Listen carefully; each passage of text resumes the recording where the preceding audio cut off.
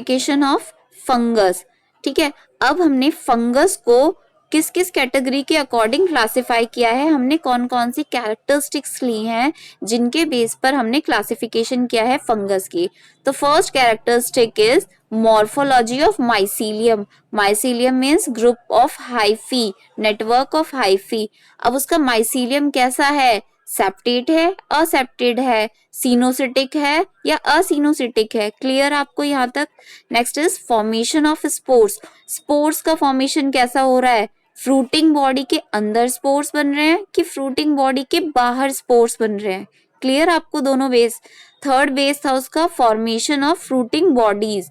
Fruiting body का formation कैसे हो रहा है, तो इन तीन कैटेगरी के बेस पर हमने क्या करा, क्लासिफाई किया है किंगडम फंगी को। ठीक है, तो kingdom fungi is categorize in 4 categories. इसको हमने 4 कैटेगरीज में क्लासिफाई किया है। फाइकोमाइसिटीज, ठीक है, first category is phycomycetes, ascomycetes, Deuteromycetes and basidiomycetes. तो फर्स्ट इज फाइकोमाइसिटीज। देखिए बच्चों, हम फर्स्ट कैटेगरी के बारे में पढ़ते हैं। First is phyco. Phyco word mean for algal component. ठीक है, हमने भी पीछे देखा था ना, एल्गल के लिए हमने फाइको। तो फाइको का मतलब जो हमारे प्लांट्स लाइक होते हैं उनको हम क्या बोलते हैं, फाइको। तो ये जो फाइको होती है इसको हम एल्गल फंगी भी बोलते हैं। फाइको वर्ड हमने एल्गी के लिए यूज किया था ना, that's why we call it algal fungi. ठीक है, और ये हमारी सबसे लोअर फंगी होती है, सबसे लोअरेस्ट। ठीक है, सबसे लोअर मींस इसके बाद ही तो इवोल्यूशन हुआ होगा। पहली फंगी हमारी कौन सी है, फाइकोमाइसिटीज। तो जो फाइकोमाइसिटीज है वो कहाँ पर रहती है, मेराइन वाटर में। ठीक है, मेराइन वाटर में रहेगी। हेट्रोट्रॉफिक होगी। हेट्रोट्रॉफिक मींस दूसरे के ऊपर डिपेंड रहेगी। जब क्लोरोफिल नहीं है तो दूसरे के ऊपर डिपेंड रहेगी ना बच्चों। पैरासिटिक होती है, सेप्रोफिटिक होती है। तो पैरासिटिक होगी या सेप्रोफिटिक होती है, मोस्टली देखा गया है कि ये पैरासिटिक होती है। अधिकतर कौन सी होती है, ये पैरासिटिक, किसी के साथ रहेगी। ठीक है, नरिशमेंट किसी की बॉडी से लेती रहेगी। अब इसका जो माइसीलियम होगा वो असेप्टेट होगा एंड सिनोसिटिक होगा। एसेप्टेट मीन्स अगर मैं कहूँ इसका जो इस तरह से हाइफी और इसके अंदर क्या होंगे, मल्टी न्यूक्लिएट होंगे, बट सेप्टा प्रेजेंट नहीं होगा। ठीक है, मोस्ट इंपॉर्टेंट क्वेश्चन है इसका। सिर्फ और सिर्फ चारों कैटेगरीज के अंदर जो फाइकोमाइसिटीज है, सिर्फ और सिर्फ इसी का माइसीलियम असेप्टेट और सिनोसिटिक होता है। मीन्स बहुत सारे न्यूक्लियस है और सारे के सारे साइटोप्लाज्म में है, बट इसके अंदर कोई भी डिवीजन नहीं है, कोई भी सेल वॉल नहीं है।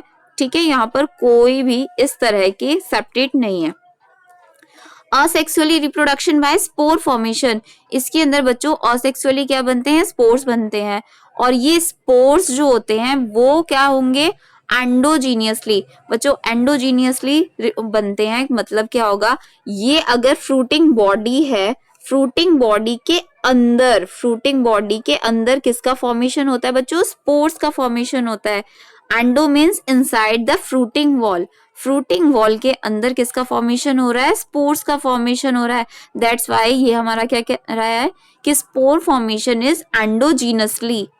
ठीक है, और इसके अंदर अब कौन कौन से स्पोर्स बनते हैं, कोनिडिया। ठीक है, कोनिडिया, एप्लानोस्पोर्स एंड जूस्पोर्स, तीनों तरह के स्पोर्स बनते हैं। जो कोनिडिया होते हैं बच्चों और एप्लानोस्पोर्स होते हैं नॉन मोटाइल, मीन्स एक जगह से दूसरी जगह तक नहीं जा सकते। मोटाइल मीन्स मोशन, ये मोशन नहीं कर सकते, नहीं जा सकते। एंड जू स्टैंड्स फॉर एनिमल, यानी कि जो एनिमल की क्या स्पेसिफिक कैरेक्टर होता है कि वो मोटाइल होते हैं, वो लोकोमोशन शो करते हैं। अब ये लोकोमोशन तो शो नहीं करते क्योंकि इनके कोई पैर तो है नहीं, तो लेकिन ये क्या करते हैं, जू स्पोर्स मोटाइल होते हैं, एक जगह से दूसरी जगह तक जा सकते हैं। क्लियर? इसका जो एग्जाम्पल है वो क्या है, राइजोपस, यानी कि ब्रेड मोल्ड और Mucor, Albugo. Example is Rhizopus, Mucor and Albugo. अब जो हमारी, मैंने आपको ब्लैक फंगस के बारे में बताया था, ब्लैक फंगस क्या होती है, म्यूकर, यानी कि फाइकोमाइसिटीज फैमिली से ही, किसी कैटेगरी से ही क्या कर रही है, ये बनी हुई है। ठीक है, ब्लैक फंगस भी। तो phycomycetes is most important point is mycelium aseptate and coenocytic. Clear? Endogenously क्या बनते हैं, इसके अंदर स्पोर्स बनते हैं। एल्ब्यूगो, म्यूगर, राइजोपस उसके एग्जाम्पल थे। Next is ascomycetes. Asco means क्या होता है, सैक, इसको हम क्या बोलते हैं, सैक फंगस, यानी कि एक सैक बनाएगी, एक स्ट्रक्चर बनाएगी कटोरी जैसी, सैक फंगी बोलते हैं हम इसको। और ये फंगी कैसी होती है, पैरासिटिक एंड सेप्रोफिटिक, जैसे कि हमने देखा था कि ये क्लोरोफिल नहीं होता किसी फंगस के पास में, तो ये हेट्रोफिटिक नेचर यानी कि हेट्रोट्रॉफिक, हेट्रोफिटिक आई डोंट नो मैं कैसे बोल जाती हूँ, हेट्रोट्रॉफिक होती है नेचर में। यूनिसेल्युलर फंगस, इसके अंदर कौन सी होती है, ईस्ट, हमने कहा था ना कि ईस्ट में सिर्फ और सिर्फ ईस्ट एक ही होती है फंगस जो कि यूनिसेल्युलर होती है। ईस्ट का नेम भी आप याद रखिएगा, सैक्रोमाइसिस, जिसको हम बहुत सारे फूड प्रोडक्ट्स बनाने में यूज करते हैं, ठीक है, डोसा, बेकरी प्रोडक्ट्स में हम किसको यूज करते हैं बच्चों, सैक्रोमाइसिस यानी कि ईस्ट को। आगे आपको आता रहेगा ये। नेक्स्ट इज मल्टीसेलुलर, मल्टीसेलुलर कौन सी होती है, पेनिसिलियम। मल्टीसेलुलर कौन सी फंगस होती है, पेनिसिलियम। हम बात कर रहे हैं एस्कोमाइसिटीज की। दीज फंगी कुड बी सैप्रोफिलस, सैप्रोफिलस का मतलब क्या होता है, कैप्रोफिलस का मतलब हो रहा है यहाँ पर कि ये ग्रो करती हैं डंग में, यानी कि गोबर के ऊपर भी ये क्या कर जाती हैं, ग्रो कर जाती हैं। छोटेपन में ना मैं ऐसे बोल देती थी जब लड़ाई बजती थी क्लासमेट्स को अपने कि यू आर कैप्रोफिलस, तो कैप्रोफिलस का मतलब आप याद रखिए कि गोबर पे जो उग जाते हैं, ठीक है, कौन उगता है गोबर पे, एस्कोमाइसिटीज, ठीक है, तो वो क्या कर होते हैं, coprophilous. The mycelium is septate and branched. देखो बच्चों मैंने आपको पहले ही बताया था कि फाइकोमाइसिटीज का जो माइसीलियम था वो कैसा था, हमारा असेप्टेट था और सिनोसिटिक था, और इसका लेकिन माइसीलियम कैसा होता है, सेप्टेट होता है और ब्रांच्ड होता है, ठीक है, ब्रांचेस निकली हुई होती है इस तरह से, ठीक है, ब्रांच्ड होगा, एक के ऊपर दूसरी यहाँ पर अराइज होगा। क्लियर, आपको ये चीज इंपॉर्टेंट है, माइसीलियम बाकी सबके कैसे होंगे आगे जब आप पढ़ोगे, सेप्टेट एंड ब्रांच। सिनोसिटिक और जो आपका असेप्टेट है सिर्फ वो एक में ही है। असेक्सुअली ये रिप्रोड्यूस करता है कोनिडिया से, ठीक है बच्चों, कोनिडिया से असेक्सुअली रिप्रोडक्शन करेगा एस्कोमाइसिटीज। अब ये जो होते हैं प्रोड्यूस एक्सोजीनियसली, यानी कि जो फ्रूटिंग बॉडी होगी, फ्रूटिंग बॉडी के ऊपर, एक्सो मीन्स होता है अपसाइड, ठीक है, तो उसके ऊपर क्या करते हैं, ये ग्रो करते हैं, ग्रो ऑन फ्रूटिंग बॉडी। कोनिडियोफोर्स, इस फ्रूटिंग बॉडी को हम बच्चों क्या बोलते हैं, ये जो फ्रूटिंग बॉडी है इसको बोलेंगे हम कोनिडियोफोर्स, ठीक है। मैंने आपको एंडोजीनियसली और एक्सोजीनियसली दोनों का मीनिंग बताया, तो ये क्या होते हैं, एक्सोजीनियसली होती है मींस फ्रूटिंग बॉडी के ऊपर क्या करते हैं, ये ग्रो करते हैं। नेक्स्ट इज सेक्सुअली, ये कैसे होते हैं, सेक्सुअली इसके अंदर स्पेशल स्पोर्स बनते हैं जिनको हम एस्कोस्पोर्स बोलते हैं, तभी तो इसका नाम एस्कोमाइसिटीज पड़ा है ना। इसके अंदर क्या बनते हैं, स्पेशल स्पोर्स बनते हैं जिसको हम एस्को स्पोर्स बोलते हैं, और ये स्पोर्स एंडोजीनसली होती है, मींस अगर मैं बात कर रही हूँ एक्सोजीनसली तो कोनिडिया बन रहे हैं, और अंदर की बात कर रही हूँ तो एंडोजीनसली कौन से बन रहे हैं, हमारे एस्कोस्पोर्स। और एस्कोस्पोर्स जिस बॉडी पर बनते हैं उसको हम क्या बोलते हैं, एस्कोकार्प। मोस्ट इंपॉर्टेंट, एस्कोकार्प क्या है, फ्रूटिंग बॉडी, एक बॉडी है, ठीक है, फ्रूटिंग बॉडी कौन सी है, एस्कोकार्प है। इसका एग्जांपल है एस्परजिलस, क्लेविसेप्स और न्यूरोस्पोरा। बच्चों न्यूरोस्पोरा को आजकल जेनेटिक एक्सपेरिमेंट्स के लिए बहुत यूज किया जाता है, most important Neurospora. Neurospora belong करती है हमारी फंगस एस्कोमाइसिटीज कैटेगरी से, ठीक है। इसका एग्जांपल और कौन कौन से हो सकते हैं, मॉरल्स, ठीक है, ट्रफल्स, ये सब हमारी क्या होती हैं, एडिबल फंगस होती हैं जो एस्कोमाइसिटीज कैटेगरी से बिलोंग करती हैं। क्लियर आपको, मोस्ट इंपॉर्टेंट है कि कैप्रोफिलस होती हैं, मींस डंग पर ग्रो करती हैं। नेक्स्ट सुनिए आप, basidiomycetes. Third category is basidiomycetes. Basidiomycetes also known as club fungi, इसको हम क्या बोलते हैं, क्लब फंगी बोलते हैं। अब देखिए इसका एग्जांपल है मशरूम, जो आप आजकल मशरूम देखते हैं, ठीक है, अगैरिकस, पक्सीनिया, उस्टिलैगो, ठीक है। हेट्रोट्रॉफिक इन नेचर होती है, ये दूसरे पर डिपेंड रहेगी, बहुत बार बात कर चुके हैं। Mycelium is septate and branched, जैसे कि मैंने आपको पहले ही बताया, तीनों कैटेगरी बाकी की कैसी होंगी, सेप्टेट और ब्रांच्ड होंगी, सिर्फ एक ही कैटेगरी है जो कि हमारी कैसी है, असेप्टेट एंड सिनोसिटिक।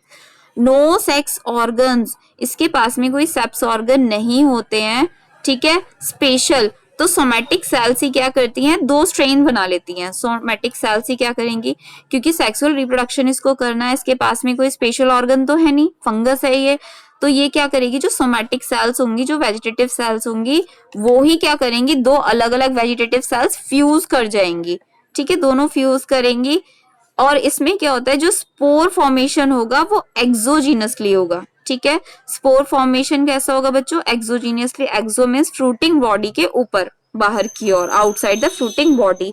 देखिए अब इसके अंदर कैसे होगा, दो डिफरेंट डिफरेंट स्ट्रेन्स, ठीक है, सोमेटिक सेल्स के, दोनों मिले और इनसे क्या बन गया, बेसिडियम बन गया, जाइगोट टाइप का बेसिडियम। ये बेसिडियम क्या करेगा, अब डिवाइड होगा। क्लियर आपको, ये बेसिडियम डिवाइड होगा, दो से चार सेल्स बन जाएंगी और इनको हम क्या बोलेंगे, बेसिडियोस्पोर्स।